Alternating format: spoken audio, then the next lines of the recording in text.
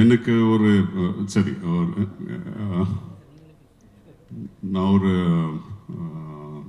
Probably கொஞ்சம் சப்ஜெக்ட்லேருந்து வெளில போயிட்டு சொல்கிறேன்.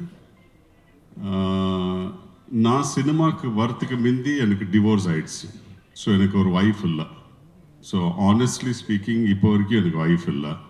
ஸோ அது குட் ஒய்ஃபா பேட் ஒய்ஃபான்னு தெரியாது. பட் நான் அதுக்கப்புறம் சினிமாவில் வந்துட்டேன்.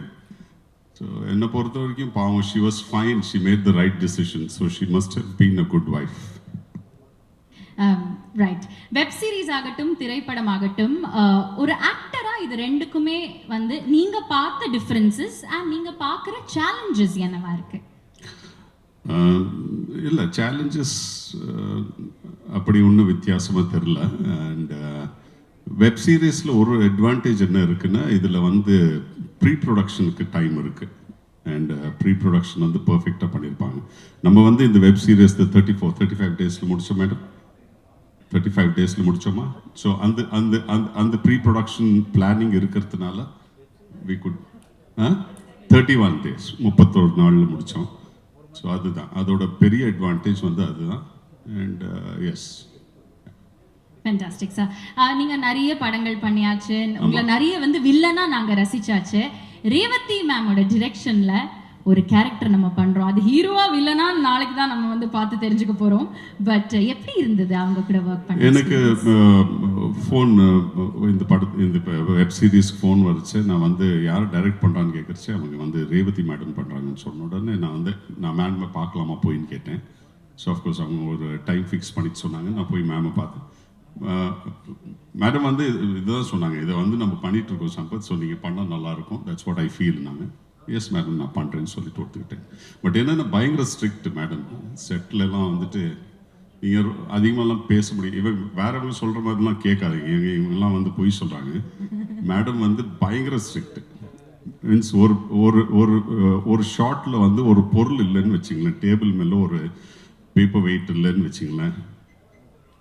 ஜென்ரலாக நீங்களாம் ஏதாவது செட்டுக்கு போயிருப்பீங்க, பார்த்துருப்பீங்க. டைரக்டர்ஸ் பயங்கரமாக திட்டுவாங்க, நல்ல வார்த்தையெல்லாம் பயன்படுத்துவாங்க.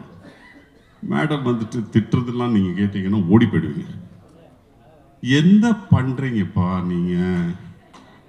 அந்த பேப்பர் ஹவு மெனி நேத்தே சொன்னேன்னா இதெல்லாம் வச்சுட்டு போ சிட் டிட் ஐ டெல், இவ்வளோ கோவப்படுவாங்க.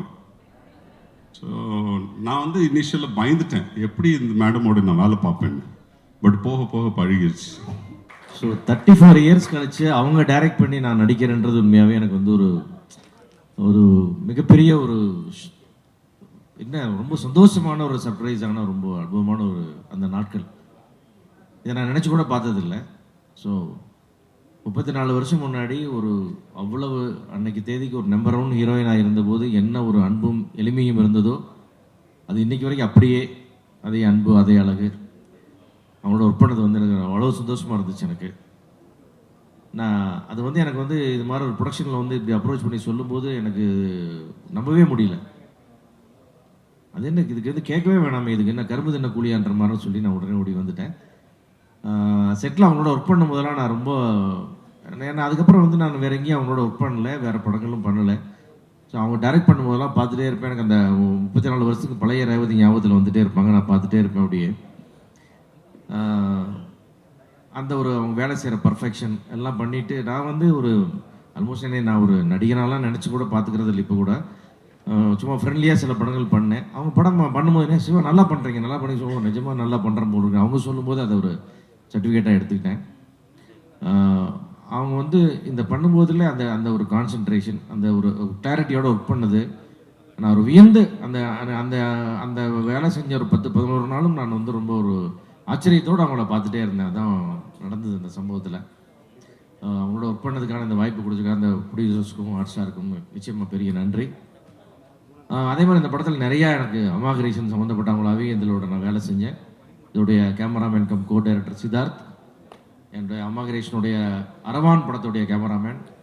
ஏன்னா அந்த படத்தை நாங்கள் எல்லோரும் எவ்வளோ கஷ்டப்பட்டு பண்ணோம், அதில் என்ன ஹார்ட் ஒர்க் சித்தார்த்துக்கு கான்ட்ரிபியூட் பண்ணாருங்கிறது எனக்கு ரொம்ப தெரியும் பர்சனலாக.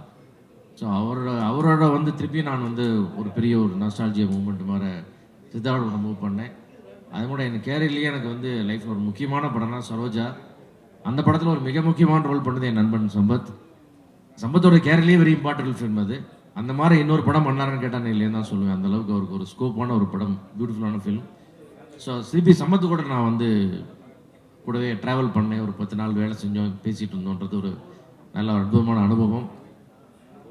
அதே மாதிரி எப்படி வந்து ரேவதின்னு சொன்னால் தமிழ் சினிமாவில் வரலாற்றில் பொன்னெழுத்துக்களால் பொறிக்கப்பட வேண்டிய ஒரு நடிகையோ, அதுபோல் தமிழ் சினிமாவுடைய வரலாறு எழுதுனா முத்தழகுன்ற பேர் எழுதாமல் அந்த வரலாறு எழுதவே முடியாது. அப்படி ஒரு அற்புதமான நடிகை பிரியாமணியோட நான் ஒர்க் பண்ணது வந்து ரொம்ப அது ஒரு பெருமையான தருணம் கூட. ஏன்னா என்ன மாதிரி ஒரு பர்ஃபார்மர், எவ்வளோ பெரிய ஆக்ட்ரஸ் அவங்களோட வந்து ரொம்ப சிம்பிள் அண்ட் ரொம்ப ரொம்ப அழகாக பழகினாங்க. பெரிய பழக்கம் இல்லைன்னா கூட ரொம்ப நல்லா பழகினாங்க. அவங்களுடைய பர்ஃபார்மன்ஸும் பார்த்து நம்ம திரையில் பார்த்தது மிக அருகிலிருந்து பார்த்து ரொம்ப வியந்தேன். அது மாதிரி என் மனசுக்கு மிக நெருக்கமான நல்ல மனிதன் ஆரி, அதுபோல் இங்கே இருக்கிற மீதி ஆல் கோஸ்டார்ஸ் எல்லாத்தோடும் நான் வேலை பார்த்தது வந்து இது வந்து இது வரைக்கும் நான் பண்ணதுலேயே என்னுடைய ஃபிலிம் கேரியர்லேயே after 44 years of my film கேரியர்லேயே இது எனக்கு ஒரு புது எக்ஸ்பீரியன்ஸ். இந்த மாதிரி இல்லைன்னு வச்சுங்களேன். நம்ம ஃப்ரெண்ட்ஸே ஒரு படமோ ஒரு நாள் 2 நாள் நடிப்போம் வந்துடுவோம், அந்த மாதிரி இருக்குது. தொடர்ந்து ஒரு ஆல்மோஸ்ட் ஒரு 10 days வந்து இவங்களோட ட்ராவல் பண்ணுது. அது நானும் ரேவதி மேடம் சம்பவத்தெல்லாம் போய் ராயர் மிஸ்ஸில் போய் காலையில் சாப்பிட்றது, அந்த மாதிரிலாம் அது ஒரு பரபரப்பான சோசியல் மீடியா நியூஸ் ஆச்சு. அந்த மாதிரி வந்து ரொம்ப அற்புதமான நாட்கள், அதெல்லாம் மறக்கவே முடியாது. அதே போல் வந்து ப்ரொடக்ஷன் ஆல்சோ லுக் ஆஃப்டர் ரொம்ப நல்லா கவனிச்சுக்கிட்டாங்க எல்லா விதத்துலையும். நான் என்னோட ஓன் ப்ரொடக்ஷன் மாதிரியே ஃபீல் பண்ணேன். இன்னொரு கம்பெனியில் வந்து சாப்பிட்ற மாதிரி இருக்கிற மாதிரி நான் ஃபீல் பண்ணல. Thanks to producer and hot star. அதே மாதிரி இந்த கான்செப்ட் வந்து ரொம்ப பியூட்டிஃபுல்லாக இருந்தது. நான் ரேவதி மேடம் இந்த கதையை சொல்லி எனக்கு சொல்லும்போது அப்புறம் தான் எனக்கு தெரியும், உள்ளே போனால் என்னன்னே தெரியும். இது வந்து ரொம்ப வீட்டுக்கு போய் சார் குட் ஒய்ஃப்ன்றது வந்து கண்டிப்பாக ஒவ்வொரு வீடுகளும் கொண்டாட போகிற ஒரு வெப் சீரிஸ். இது வீட்டுக்கு வீடு எல்லா வீட்லேயும் வந்து குட் ஒய்ஃப் இருக்கும். அது நிச்சயமாக வந்து பல மிஸ் அண்டர்ஸ்டாண்டிங் உள்ள வீடுகளில் கூட இது வந்து நிறைய மாற்றங்களை இந்த வெப் சீரிஸ் உருவாக்கி நிறைய அன்பை உருவாக்கும் இந்த வெப் சீரிஸ்ன்றது என்னோட நிச்சயமான நம்பிக்கை. என்டையர் டீமுக்கு என்னோட வாழ்த்துக்கள். Anything else? ரொம்ப நன்றி சார், எல்லாமே ரொம்ப அழகா சொன்னீங்க. நான் சில கேள்விகள் இருக்கு, வித் யோர் டியூ பெர்மிஷன் கேட்கலாமா?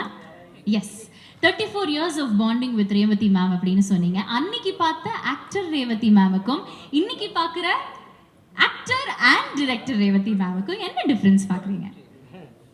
நிச்சயமாக வந்து எந்த டிஃப்ரென்ஸுமே இல்லை. அன்னைக்கு கூட வந்து ஒரு சின்ன மூமெண்ட்டில் கூட அவங்களோட இன்வால்மெண்ட் இருக்கும். அதே நிதானம், பொறுமை, அன்பு அதுவே இருக்குது. நீ சம்பத் சொன்ன மாதிரி தான், எப்படி திட்டுவாங்கலாம் சொன்னாங்கல்ல, அந்த மாதிரி தான் வந்து நடிக்கும்போது கூட வந்து ஏதாவது ஒரு சின்ன பிரச்சனை டேட்ஸ்னா கூட வந்து அவ்வளவு தன்மையாக ஒரு ஹாஃப் டே அட்ஜஸ்ட் பண்ணால் கூட எவ்வளவு பணிவாக கேட்பாங்களோ அதையே தான் இன்றைக்கி நான் பார்க்குறேன்.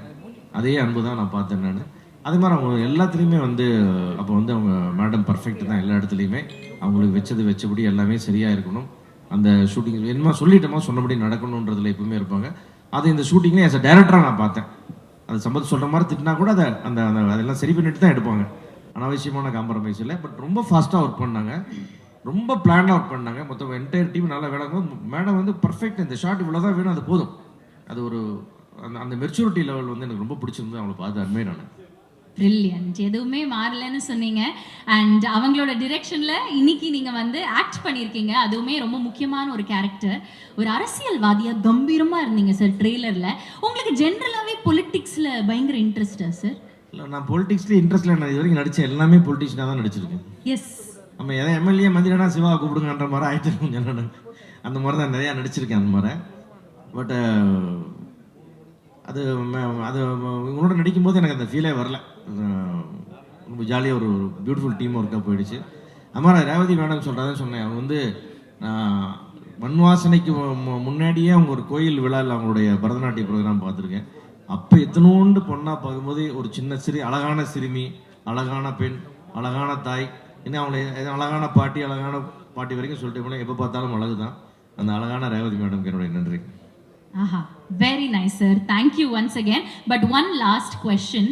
நீங்கள் இவ்வளோ வருஷமாக வந்து இண்டஸ்ட்ரியில் இருந்திருக்கீங்க. You've seen the ups, the downs, the constant evolution of the industry. Web series அப்படிங்கிற ஒரு விஷயம், ஒரு செட் ஆஃப் சீரீஸ் வந்து என்டர்டெயின்மெண்ட் இண்டஸ்ட்ரிக்கு எவ்வளோ ஹெல்ப்ஃபுல்லாக இருக்குன்னு நீங்கள் நினைக்கிறீங்க? கண்டிப்பாக இது எனக்கு இதுதான் ஃபர்ஸ்ட் எக்ஸ்பீரியன்ஸு. பட் என்ன நம்ம வீட்டிலே தான் போனோம்னா இந்த வெப் சீரிஸ் பார்க்குறதுன்றது ஒரு பெரிய ஃபுல் டைம் வேலையாக நிறைய நேரம் நம்மளும் ஓய்வு இருக்கும்போது பார்க்குறோம். இன்றைக்கி கூட சினிமாக்கள் குறைஞ்சி வந்து நிறைய அந்த ஃபாரின் வெப் சீரிஸ் பார்க்குறோம். நம்ம இதுலேயும் நல்ல வெப் சீரிஸ் வரும்போது பார்க்குறோன்றது வந்து முக்கியமாக சினிமாவாவது ஒரு இடத்துல நிறுத்திட்டு பார்க்குறாங்க, மறுநாள் பார்க்குறாங்க. நான் பார்த்த பிறகு இந்த வெப் சீரிஸ் ஆரம்பிச்சு அது எத்தனை எபிசோடு அன்றைக்கி பார்க்க முடியுமா மேக்ஸிமம் பார்த்து முடிச்சுட்டு தான் தூங்குறதுன்ற மாதிரி ஒரு பழக்கம் கூட எங்கள் வீட்டுக்கு வந்துருச்சு. அந்த வகையில் குட் வைஃப் ஓப்பன் பண்ணாங்கன்னா கண்டிப்பாக எல்லா எபிசோடும் முடிச்சு தான் நிறுத்துவாங்கன்றது இந்த வெப் சீரிஸ் மேலே என்னுடைய நம்பிக்கை.